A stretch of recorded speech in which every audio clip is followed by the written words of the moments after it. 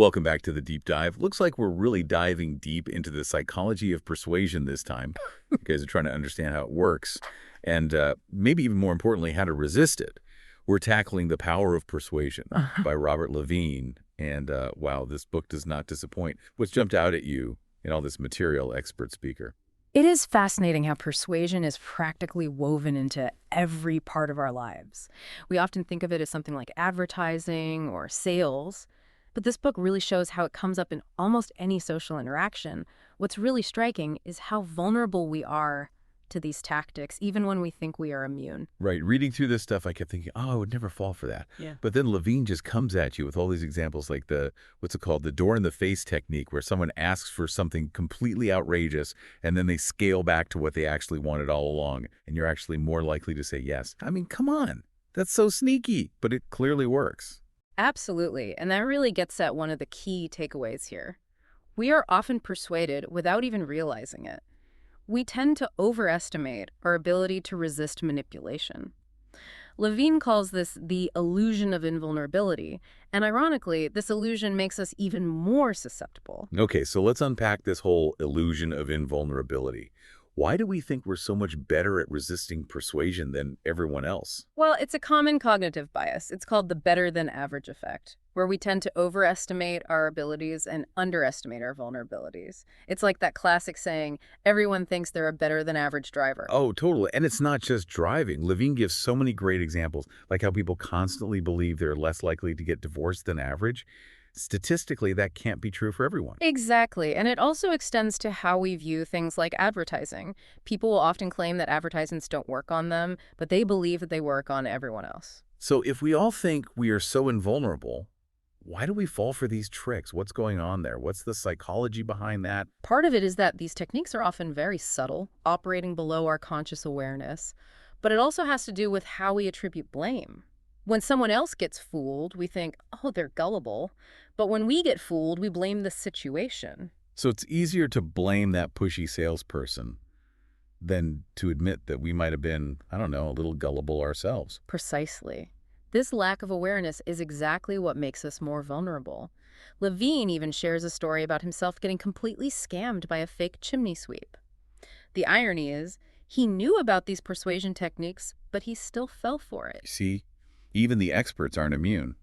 Okay, so maybe we are all a little bit gullible, but who are we most likely to trust? The book talks a lot about experts and authority figures. Right. We have this innate tendency to defer to people we perceive as experts. It's a mental shortcut. We assume that they know more than we do, so we're more likely to just believe what they say. It's like that old saying, trust me, I'm a doctor. But what makes someone seem like an expert? Is it just a title? Well, credentials and titles definitely play a role. Levine actually highlights a study where a fake doctor convinced real nurses to administer dangerous doses of medication simply because he said that he was a physician. Just the perceived authority of that title was enough. Wow, that's kind of terrifying. So just wearing a white coat and sounding confident is enough to make people believe you? Not always, of course, but it can definitely increase our susceptibility. The book also talks about how jargon and technical language can be used to establish authority, even if the audience doesn't really understand what's being said. So if someone throws around enough fancy words, we just assume they know what they're talking about. It's a very common tactic, especially in fields like finance or technology. Think about financial advisors or tech salespeople. They often use complex language that can make them seem much more knowledgeable, even if it obscures the actual message. That makes sense. But what about simple likability? Does being likable make someone more persuasive? Absolutely. We are way more inclined to trust people we like and perceive as honest. This is why testimonials and endorsements are so effective in advertising. We see someone we admire using a product and we think, oh, I want that too. Yes, celebrity endorsements are everywhere, but do they really work? I mean, come on. We all know they're getting paid to say that stuff, right? Research suggests that they actually do have a significant impact, especially on children. Kids are much more susceptible to influence for celebrities because they haven't yet developed the same critical thinking skills as adults.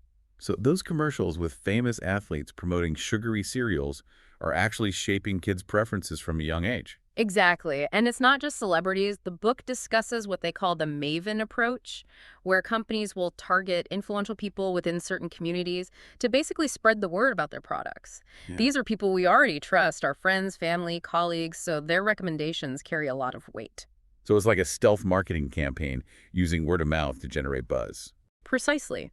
And it can be incredibly effective because it bypasses our natural skepticism of traditional advertising. We are much more likely to believe a recommendation from someone we know personally than from some paid spokesperson. This is all starting to sound a little manipulative. I'm wondering, are there any ethical ways to use these persuasion techniques, or is it all just about tricking people? That's a great question, and it's something Levine addresses directly in the book. He argues that these principles can absolutely be used ethically as long as they're used transparently and with respect for the other person's autonomy. So it's not about coercion or deception, but more about understanding how persuasion works, and then using that knowledge to communicate effectively and build genuine relationships. Exactly. Okay, that makes sense. We've talked about the illusion of invulnerability and the roles of experts and honesty and likability and persuasion, but what about some of the more specific techniques?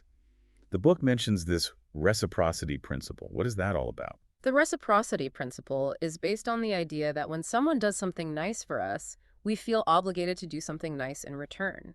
It's a deeply ingrained social norm, and it can be extremely powerful.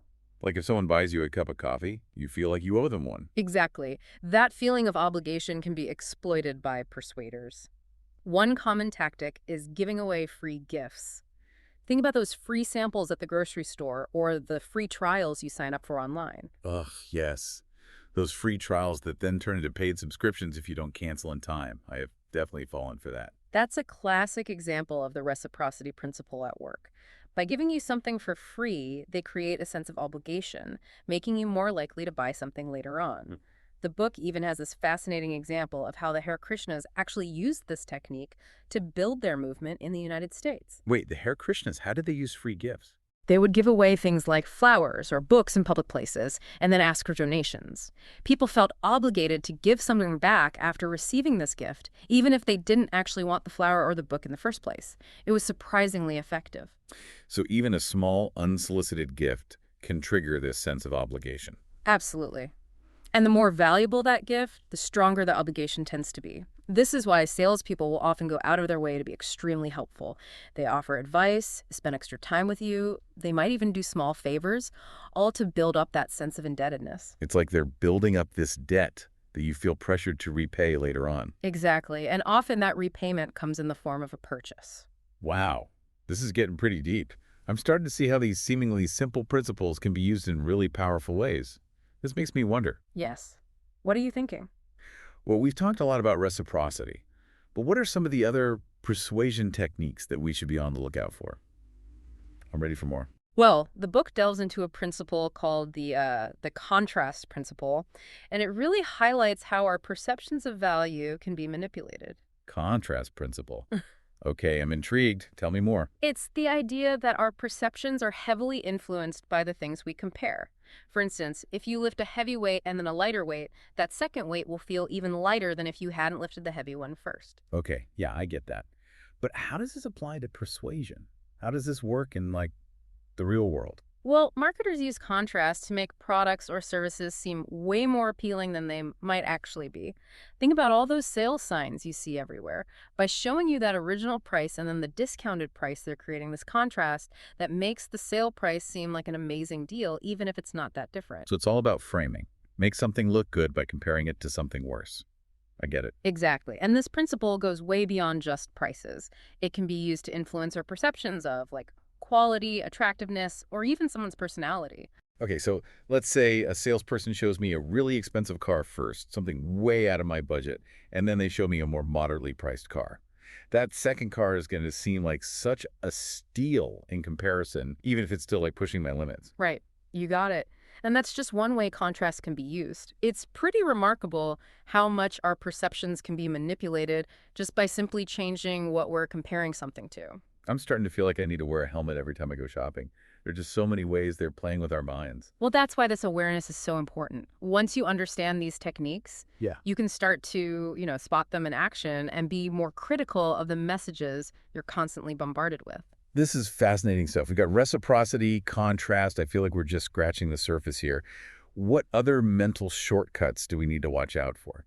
The book talks about something called hot buttons. Yeah, hot buttons are basically triggers that activate almost automatic responses in our brains. They sort of bypass our rational thinking and appeal to our emotions or our deeply held beliefs. So it's kind of like those impulse buys at the checkout counter, the candy bars and magazines that you didn't even know you wanted until you saw them. Exactly. Those displays are carefully designed to trigger our hot buttons.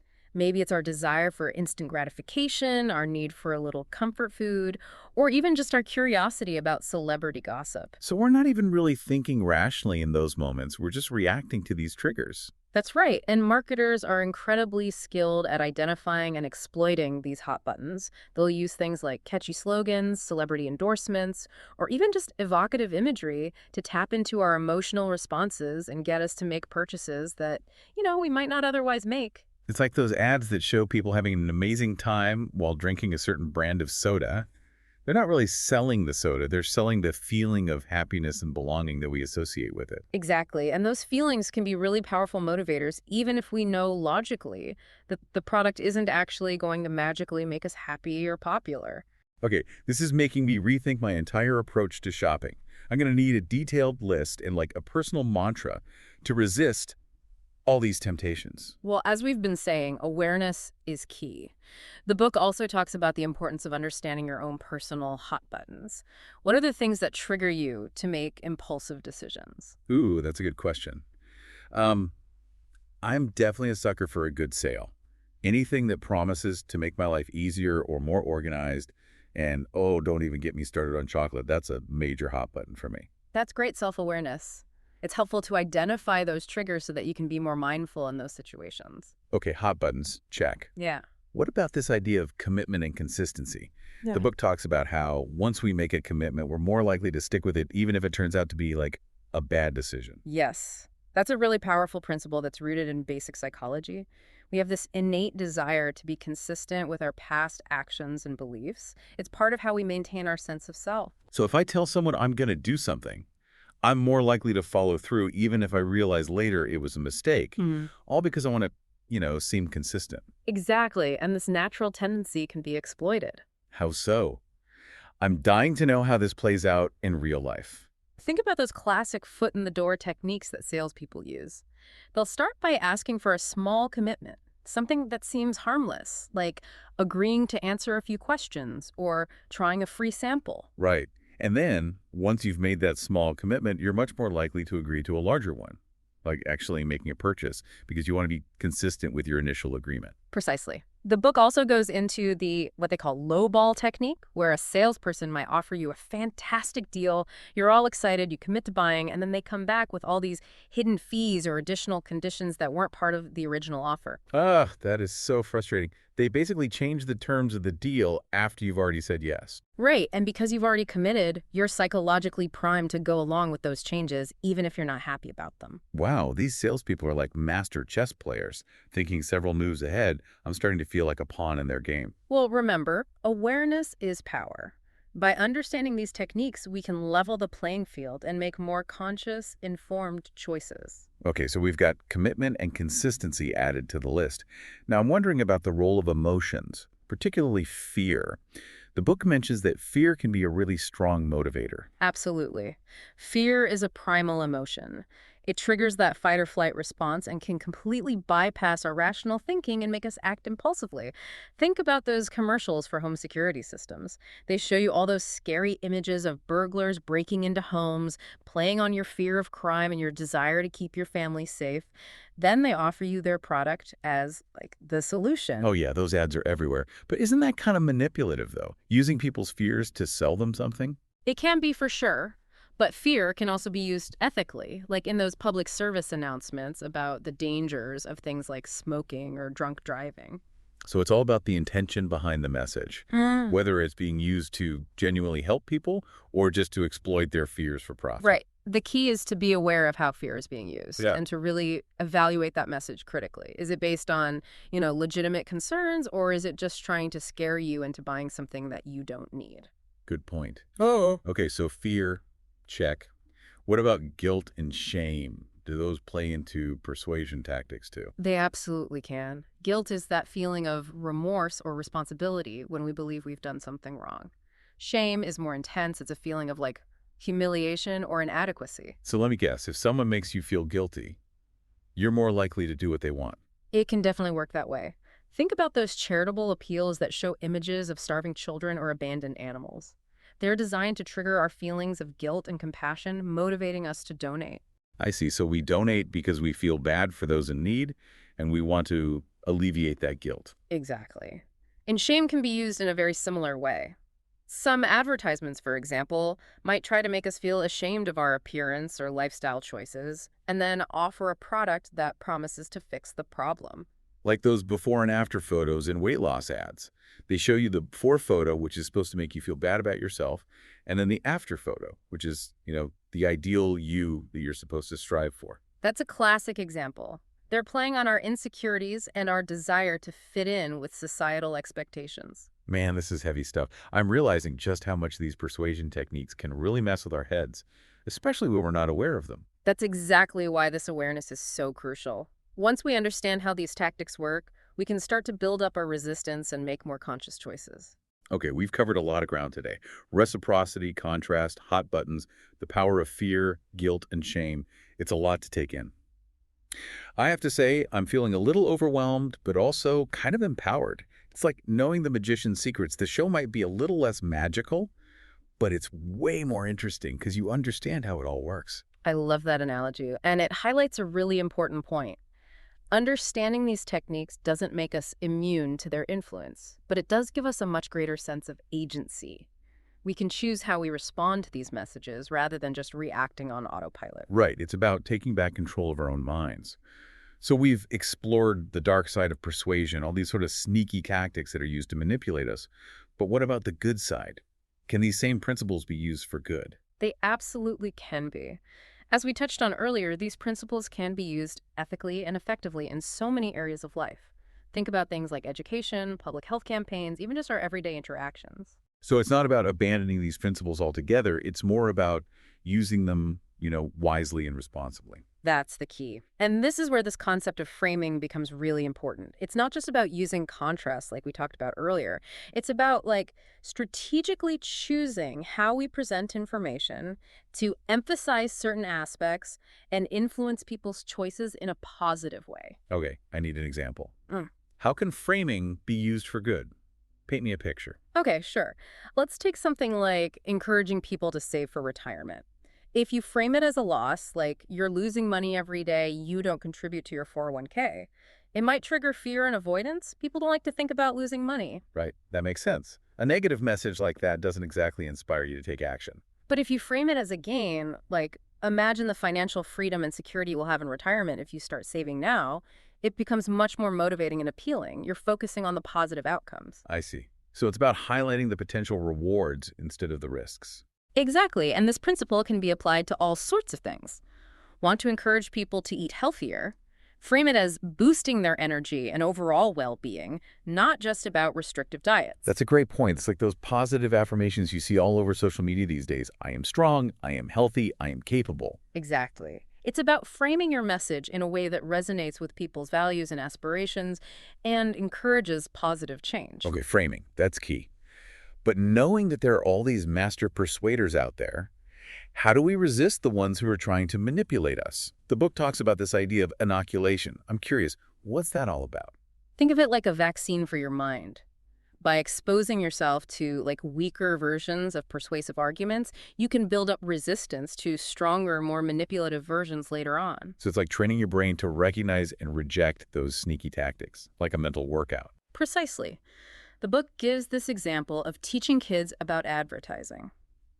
By showing them how ads use all these tricks and persuasive techniques to make products seem more appealing, you can help them develop a more critical eye from a young age. Yeah, that makes sense. They're less likely to be swayed by all those flashy commercials and celebrity endorsements if they understand the psychology behind them. Exactly. And inoculation can be applied to all sorts of situations where you might encounter persuasive attempts. Like if you know you're going to be facing a high-pressure sales pitch, you can mentally rehearse your responses and boundaries beforehand. So you're not caught off guard and pressured into making a decision you'll regret later. I like it. Right. And the book also stresses the importance of, critical thinking skills in general. Don't just accept things at face value. Question assumptions, look for evidence, consider alternative perspectives.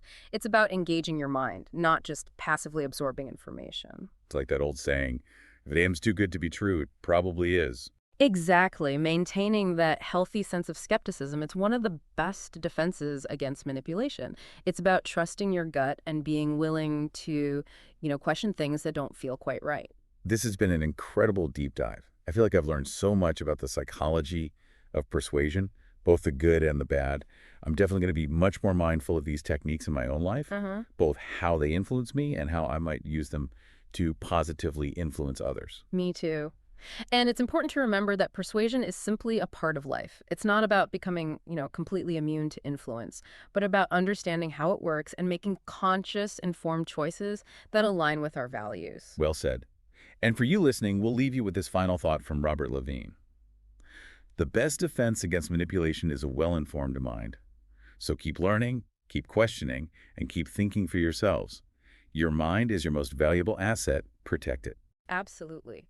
The more we understand about the world around us, the better equipped we are to navigate it with confidence and integrity. Knowledge is power, and with that power comes responsibility. Use it wisely.